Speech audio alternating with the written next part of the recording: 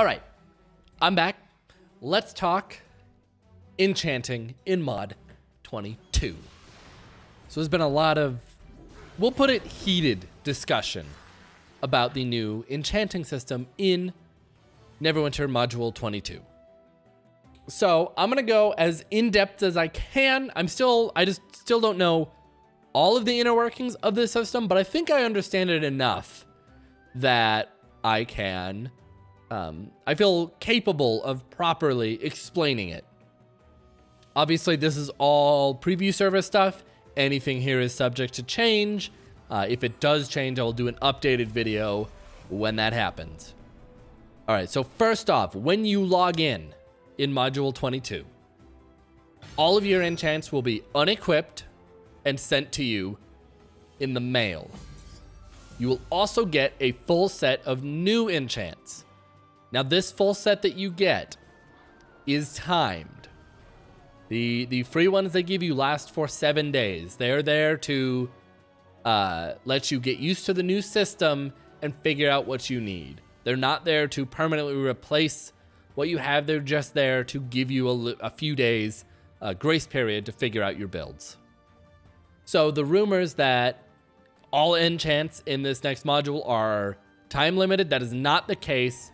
All of the enchants that you will buy or refine or any of those, any enchants you get are indeed permanent. Next, if you go to the bank and take all of your enchants,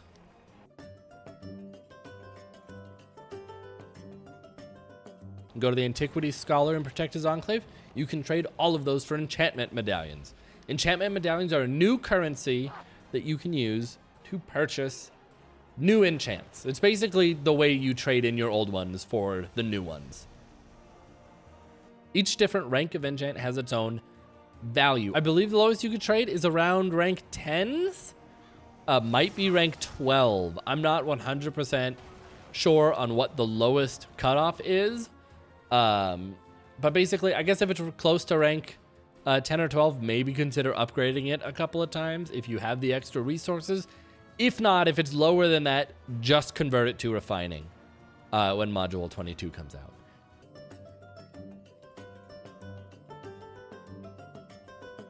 After you've traded your regular enchants for enchantment medallions, you can start purchasing enchantment packs. Now, the new enchant system is a 5-rank system. Rank 1, rank 2, rank 3, rank 4, and rank 5, which is mythic. Here's the thing I want to point out to kind of... it's a mindset change. I want to change the way that you're thinking about these. Don't think about rank 1 enchants as going back down to square one. Rank 1 enchants in Module 22 would be the equivalent of a rank 16 enchantment. They are more powerful than rank 15 enchantments in the game right now. They give you more stats and item level. Think of a rank 1 as a rank 16. Rank 2s would be a 17, and then it just goes up from there. I recommend, though, using those tokens on the rank 2 packs because you can buy rank 1s for 100,000 Astral Diamonds from the Sage Shop in Protector's Enclave. Next are armor and weapon enchants. Since those have been removed from the game, you can trade those into the Antiquity Scholar as well. It is on its own tab called Combat Enchantments. You can trade those in. If you have rank 14s of those, if you have max rank ones, you get 120 tokens. Now, 120 tokens can be used to buy a combat/companion enchantment rank 4 choice box. I highly recommend you pick up 2 of those. One for your companion and one for your combat enchantment. Your companion enchantment is basically the same as a bonding runestone. Kind of weird that we're going back to those, but whatever. They give bonus damage and bonus stats on augment companions. So they're good to have. You should absolutely get yourself the one. Now, the combat enchant is going to vary based on your class. Some of them are armor enchants, and some of them are weapon enchants, essentially. Bilethorn is still here. Plague Fire is still here. Your options are Soul Shield, which when you fall in combat revives you and increases damage reduction by 4%. Fortified Nature, which increases damage reduction by 4%. I believe all of the armor combat enchantments do that. And once per second, when receiving damage, each hit stacks a 1% increase to defense, awareness, and deflect for 3 seconds. This effect can stack a maximum of 5 times and refreshes its duration with each new stack. Upon reaching 5 stacks, and after a 3-second delay, all stacks are consumed, and you are healed for 3% of your max HP. Flash Freeze. On receiving damage, you have a 10% chance to apply an 8% slow and a 2% reduced outgoing damage to the target. This effect lasts 5 seconds and stacks 3 times. Those are the armor enchants. Those are the ones that are basically reskins of the older armor enchants. You also have Cursed Burn. Your at will encounter daily powers burn your foes for a magnitude 3 damage as fire. Okay, I'm looking at a rank 2, a blue version, a rank 2. So the damage will be higher than that. If the target is already affected by a Cursed Burn, you'll have a 10% chance to make them explode, dealing magnitude damage as poison damage to nearby foes. This effect may occur no more than once every 10 seconds and increases damage by 4%. Poison Thorn, which is the same thing as Bile Thorn in the game already, like exactly. And Battle Tempered, which your at-will encounter daily powers generate a shield equal to magnitude 4 damage. Again, I'm reading the lower version, rank 2s, not the high tier version. This effect may stack up to 20 times and last 10 seconds. And your damage is increased by 4%. And then the companion one, which I already said, it buffs companion damage and augment stat bonus. So you're going to need to pick which one you think is best for your class. It has been pointed out there isn't really a great one for healers. So if you are a healer, maybe consider Soul Shield so you get rezzed, unless you do a lot of hardcore runs, in which case that's kind of useless. I think it's just going to be a case-by-case basis or whatever you like to use. The other nice thing when you trade in your armor weapon enchants is you get an appearance item of that enchantment, which you can slot in your appearance tab. And for weapon enchants, it shows on both weapons, not just your main hand, which is amazing because it doesn't do that on live.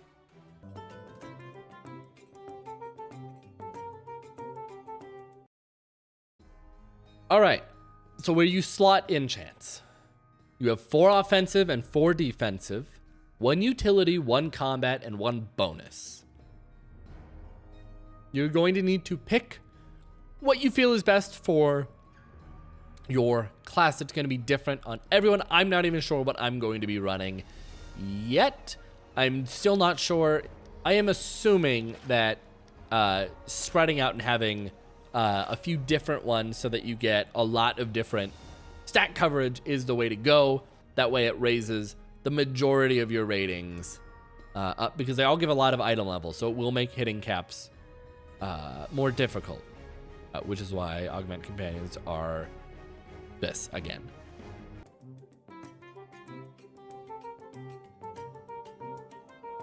Anyway, that's the enchantment. Actually, slotting in enchants is pretty self-explanatory. You no longer need gold to unslot them, which is nice. You can just unequip them and re-equip them as you wish. Another nice thing is that if you have multiple loadouts with multiple gear sets, say you play a class that has a DPS and a healing spec, you can now make a loadout for both and not have to change your enchants. Since they're no longer tied to gear, you can change your gear in the loadout without having to have seconds of all of your enchants. And as part of the loadout switching, you can have different enchants without having to take them out of your gear and slot them back in. So it does make loadout switching way easier, and it will be better for classes and players that like to play multiple roles. Say you're a paladin and you like tanking, but occasionally you like to run as a healer. you can make a loadout for both and actually be able to switch enchants and stuff like that way easier without having to waste gold on them. Now for the part that is making a lot of people angry. The way that upgrades happen. So as you can see on the screen, refining points, your glyphs, and gold is all required to upgrade. You can add a ward for each of those. So, I don't know, say you have a lot of refining points and you don't care to lose a few, you could only put wards in your gold and your glyphs if you wanted. Now, the downside to that is obviously you will need more Prez wards than you did before. So start stocking up now. That's my only advice on that. The next one, the one that really has people angry, is the moat. You have to have a moat to upgrade. Moats determine the percentage. Obviously, coal wards have been turned into coal moats. They give a 100% chance. I've been seeing a lot of people saying that you absolutely have to have coal wards to upgrade. That isn't technically true. You can buy from the Sage Shop regular moats, which only give a 1% chance, and they cost way more than they should. Honestly, I don't recommend going that route. It's not worth the 50k AD for a 1% chance. But, and I don't know the drop rates yet because it's really difficult to get dungeon groups on preview. But hey, while we're streaming, if you want to come and run some dungeons with me to find out how often they drop, come on over to the stream, twitch.tv/BryceLovesGaming. Anyway, they do drop in dungeons, and I've heard there's multiple levels, multiple amounts of percentages.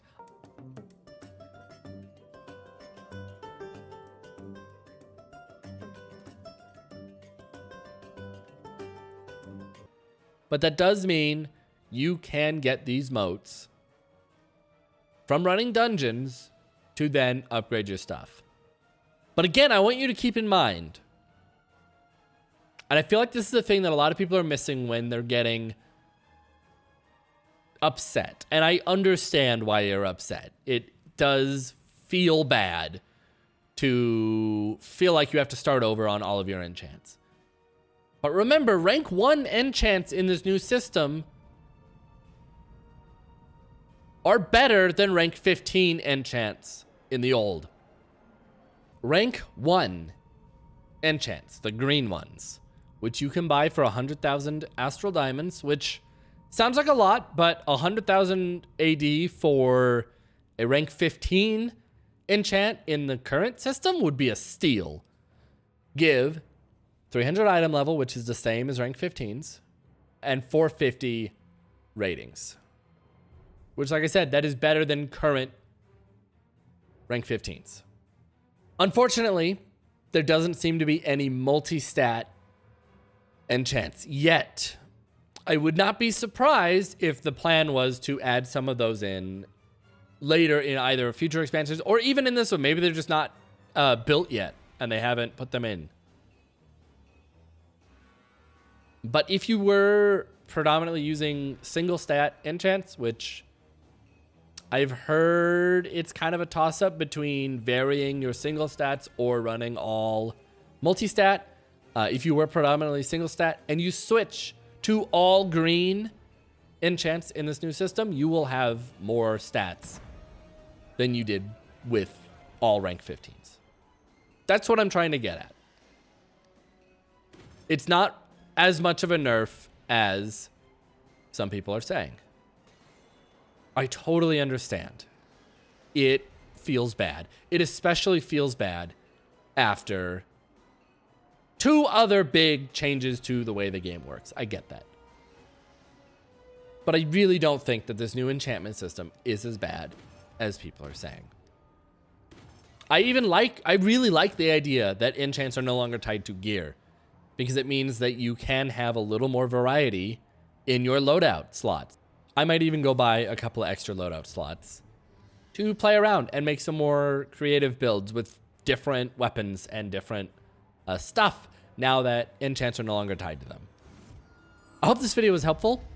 If it was, remember to leave a like, maybe comment on it, hit that subscribe button, ring that bell. I do stream over on Twitch, twitch.tv/Bryce Loves Gaming, basically every single night. We do Dungeons and Dragons on Sunday nights, so if you like the tabletop D&D, come hang out. You can use channel points to interact with the stream, and it's really fun. But we also do play Neverwinter a bunch over there and other MMOs.